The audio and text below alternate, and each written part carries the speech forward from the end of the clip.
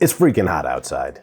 It's been hot outside. It's gonna stay hot outside a little longer. And while I'm able to come in here and enjoy the air conditioning, get out of the garden, my pepper plants can't do the same, and neither can yours. We know how miserable it is right now to be out in the garden in the middle of the day, cooking in that sun when it's 95, 100, 105 degrees, and your pepper plants do too. So in this video, I'm gonna talk about what's actually happening to your plants on these really hot days, physiological and biological impacts that it's having on your plant, what it's doing to your harvest, and I'll share with you some tips on what you can do to make sure your pepper plants have a better shot this summer at being healthy and happy during these heat waves. And I'll also share what you shouldn't do during these heat waves that a lot of gardeners actually probably do just kind of by default. So sit back, grab an ice cold water, and let's get right into it. So here's what's happening to your pepper plants, and a lot of your other plants too, actually, when those temps are above 90 degrees during the daytime, and especially if it's staying above 75 degrees at night where you're at. That's really tough on your peppers and some of your other plants. There's a couple of big things that you'll see happening with your pepper plants, and the first and foremost of those is you might see a ton of flower drop. So when it is above 90 degrees for a long period of time, so 8 to 12 hours a day like it has been this summer, if it's really hot at night above 75 degrees, the pollen in your pepper flowers will actually go sterile. And if it's sterile, there's nothing that's going to happen with it, right? It doesn't recover, it doesn't come back because it's cooled down.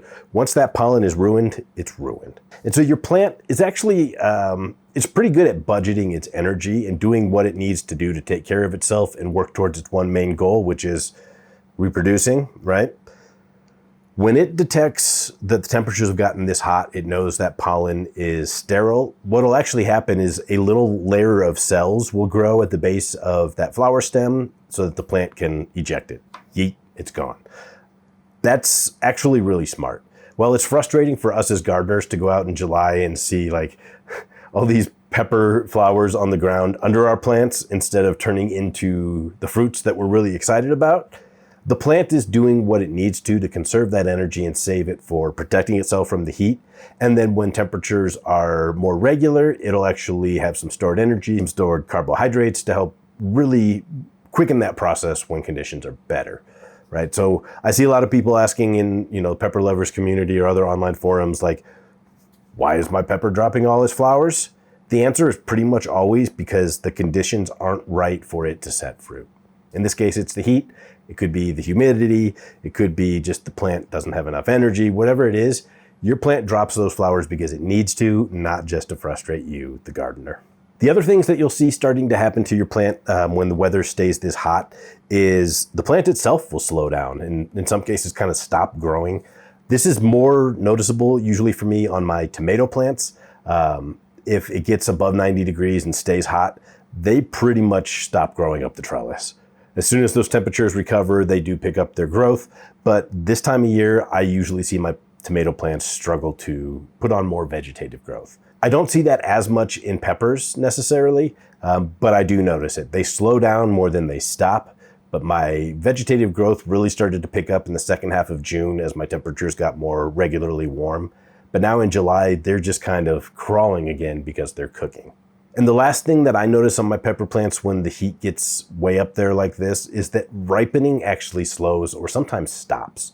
This year, I noticed that a lot of my peppers, they got kind of nice red shoulders and then they slowed to a crawl. They didn't really progress in their ripening for a few days, which was because it was 95 to 100 degrees every day. It was 70 to 75 degrees at night still. It was brutally hot for a couple of weeks there. Our nighttime temps have started to recover here in Colorado, so while it's still 95 degrees outside today, it's only about 65 degrees at night. And actually, the plant will use that nighttime, that cooler temperature, to do some of the things that it kind of paused on during the day.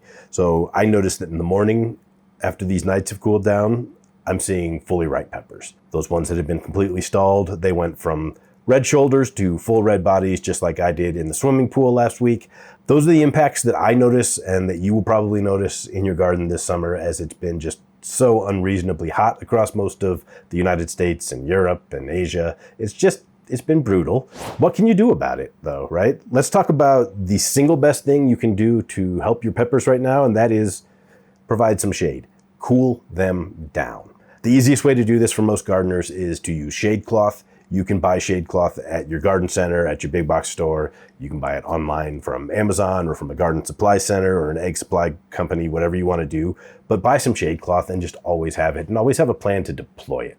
Most gardeners will want to use something like a 30% shade cloth. That means it is blocking 30% of the sun's light and reducing that heat maybe 5 to 7 degrees. I use a 60% shade cloth in certain really high sun areas because I am at high elevation at about 6,000 feet above sea level. The sun is actually more intense as a result, so I get a lot more of that solar radiation than you would if you're down closer to sea level. So I use a 60% in some of those really exposed areas and a 30% on some of my other plants that don't necessarily take that full brunt of the sun. So shade cloth is great, but if you don't have a plan to deploy it, you're not gonna have a whole lot of luck. You can't just toss it over the plants and drape it over them. You'll want it about a foot or two, ideally above your plants, so that there is room for it to cast its shadow, but not interfere with your plant's growth, as well as if it gets windy, it's not gonna accidentally do some physical damage to the tops of your plants. I use T-posts around my garden beds. So you can see I drove these posts into the ground.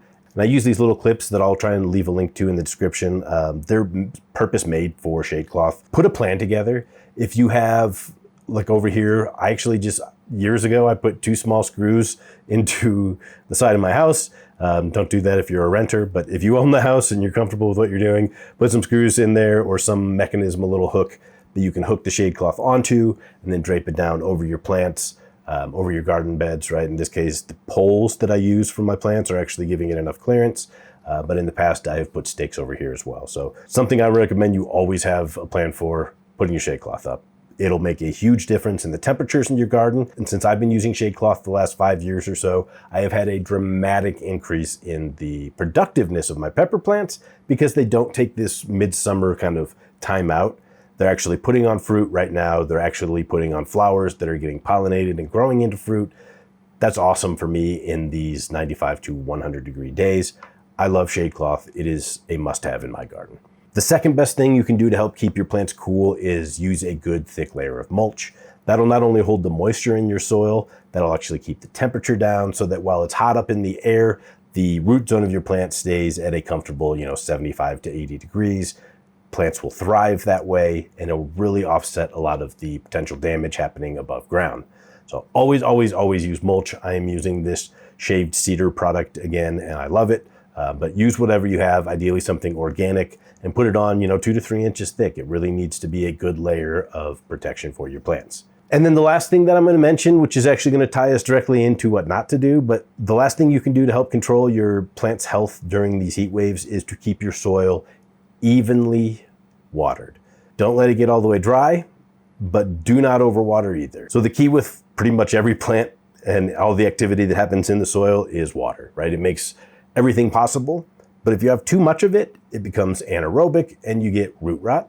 If you don't get enough of it, you don't have enough of that vital activity happening in the microbes in your soil, and your plant suffers, right? It also dries out. It doesn't get that water uptake, and so you've seen the sad droopy leaves.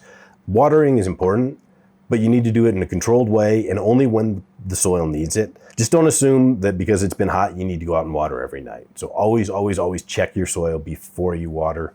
I love my drip system. It makes it really easy to put a pretty even coat of water across everything without going too fast. I'm not going to wash out my nutrients. I'm not going to overdo it. So a drip system is something I highly recommend if you are serious about keeping your plants in good condition.